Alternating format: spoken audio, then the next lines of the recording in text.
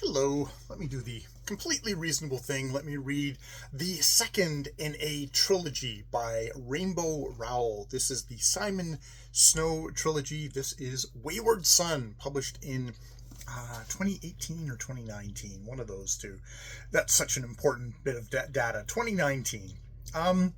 So, yes, this continues on from the first novel, Carry On, which is sort of it's very Harry Potter fan fiction, just to put it out there. I think Rowell did a good job of sanding off the serial number there pretty well. The book isn't really interested within telling the main story of Harry Potter. The first book, if it had kind of a weird structural thing at the beginning, is it's speed runned through the first all the first books, like the first 6 or 7, however many, 6 books in the Harry Potter series, just to kind of get to the end, and then tell a much more darker story of a Dumbledore figure, the Mage, who is basically has indoctrinated the kids in his charge, and has used kind of fear of terrorism basically to take over a magical world in England, for his own purposes. He thinks he's completely justified, as most zealots do, and that book is sort of coming to terms with that.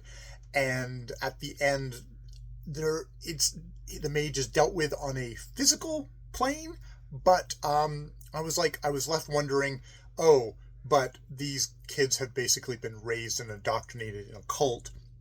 How are they going to deal with this? And, it was like, you didn't, especially Simon, who is, I refer to him lovingly as he's a himbo. He's not bright. He's gorgeous and beautiful. Has a Baz. His roommate is basically a Lucius Malfoy, but he's a vampire, and they're in love. They are totally in for each other. And then Hermione is sort of looking in on the outside of that, as she has 2 gay best friends, really. But and the first book isn't particularly as sexual as I think 2 teenage boys would be, for plot reasons, of course. And this one isn't. I think this kind of comes under the realm of, this isn't written for horny young guys. This is written for a different audience that maybe isn't interested in the ins and outs of that sort of stuff. But there's lots of romance and love and stuff like that, and magic and all that stuff, which is fun. It's fun, and she does a really good job of making separate characters from her problematic inspiration, and getting me to care about them, which is probably why I continued on, because I was hoping maybe in this next book, Wywrd Sn, that is what that's what we're going to do, is we're going to deal with the emotional fallout in this novel.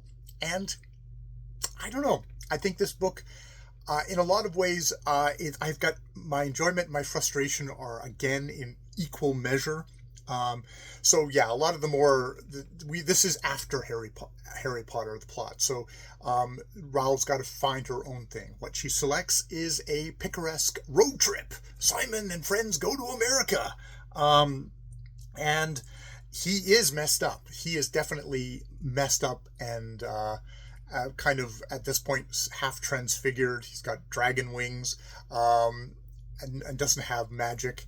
He's not a magic boy anymore, though his friends are all magic. And as we go through the novel, there's very much, this is the magical world.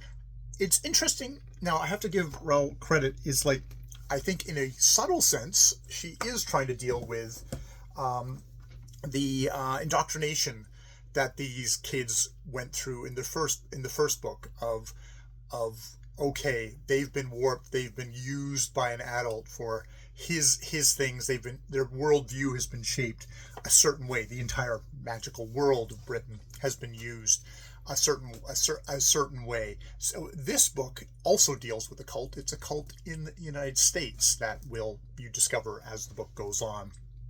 Unfortunately, Agatha, who I didn't mention earlier, um, she is the probably non Harry Potter thing, where it's just like it's this girl who in the first book is like, this magic stuff is insane and dangerous. She's probably the one who maybe has the clearest view of the mage, and says, no, I don't want anything to do with it. I get the fuck out.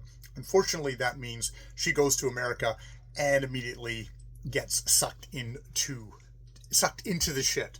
Unfortunately, maybe like a lot of people who get out of young persons who've like been raised in sort of one kind of a abusive mindfuckery situation, end up as adults or young adults falling into another one. I mean, Agatha is so sensible. This was more of her helping a friend than it was her own by her own volition. But you know, it's one of those things of like, it sucks. It's like, you know, is this bad taste in friends? Is this whatever? It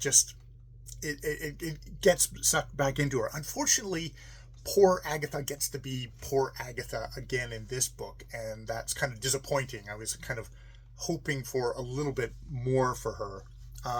Yeah.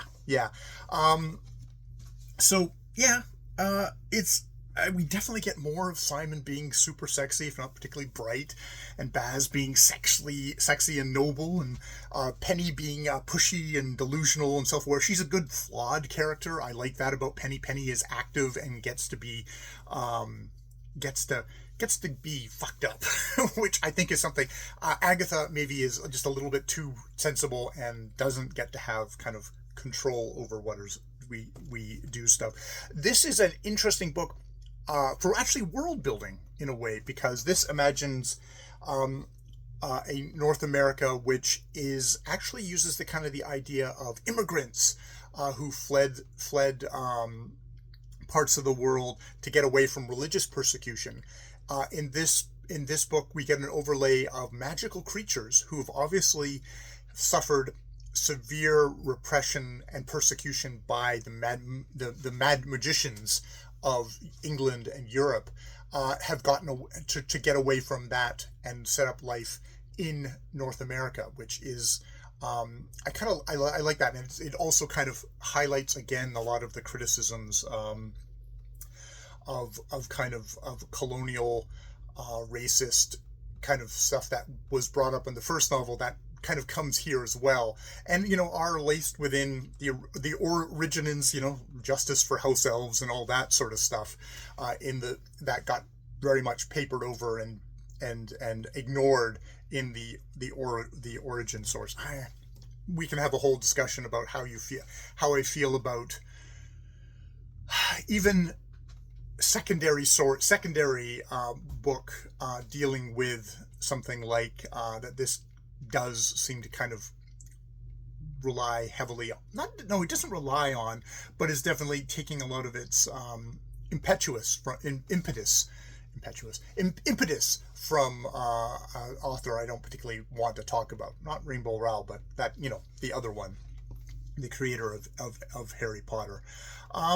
Though, I mean, I think I can also take comfort in the fact that while to give that person their due, they took a whole bunch of elements that were already existing and combined them together and packaged them and had amazing success.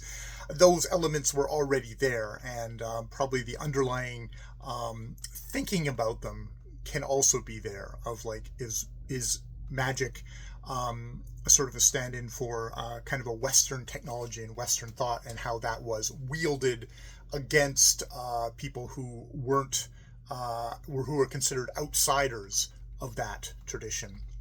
Much like there are right-wing people today who are talking about how our civilization is threatened and we must take up arms against all these people who just dare to try and question it.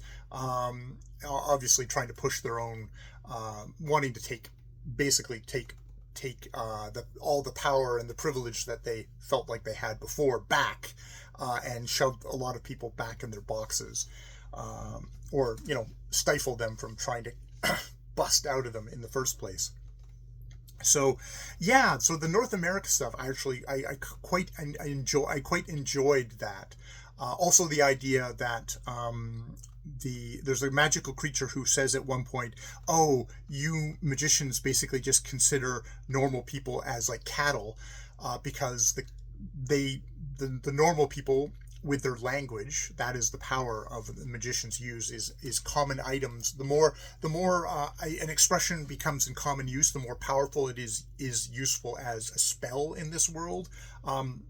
It's like you need to have language, regular norms, using language, or else you can't generate magic. There are some places in North America where there aren't people, and that becomes that's a dead zone for magic. They had dead zones in the last novel. This is dead zones in a natural sense of there are only animals there. They're not language speakers there. I wonder if all the people in a particular area were not using English, would that mean English magicians couldn't use their power in, like, I don't know, in some country where maybe another language was dominant? So that's another interesting thought, I guess, there. But there's sort of something there of the power dynamic, and how using the regulars as an elite is sort of a thing. Now, there's a new character in this book, Shepherd, who I really like.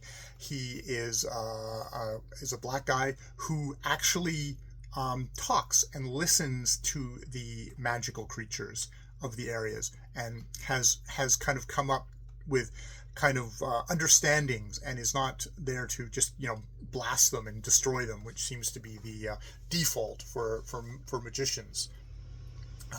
So yeah, it's a book that has a lot of interesting bits to it. I really like the characters, but at the end of the day, I just feel like we didn't really push along what is the emotional core of this book, which should be them. I mean, especially with Simon and his relationship to the mage. Not to spoil the first book for you, but having to kind of wrestle with, wow, your complete life was a lie. You were a tool wielded by an ideologue, when you're probably looking for a father figure, a paternal someone who was going to actually help you grow. It's like that wasn't the case at all. And I mean, that's, I think, when you come back to something like HP again, where you think, oh, that is kind of the relation of Harry and Dumbledore as well. It's like it's a tool and is a weapon, not necessarily as a person that you cared for. And in Harry Potter, that's taken as well, it's a time of war, we had to do what we had to do. In this one, it strips it a little bit more and goes like, no, you did that because you had an agenda, you had a set of beliefs of how society should be run, and you used a infant and then a child to get what you wanted, not thinking particularly at all what that would be, what would be the case. And it's the strange gormlessness and beauty of objectification of Simon, which I obviously respond to on a visceral, physical level. But there's also, it's like, oh, he's also kind of an object within this world, and in a gross way.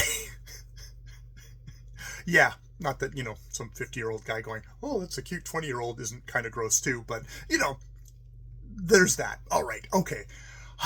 Okay, I got my thoughts out on Wywrd Sn. Yeah, Wywrd Sn. It's like, yeah, maybe we're gonna, in the next book we're gonna bring it home, and any way the wind blows will be the one that will perk things back up for me, or will it just finally resolve into, oh, this is what Rainbow Rowell meant to do all along, and I'll just have to accept that, and like it or not like it, that's up to me. Okay, more videos later.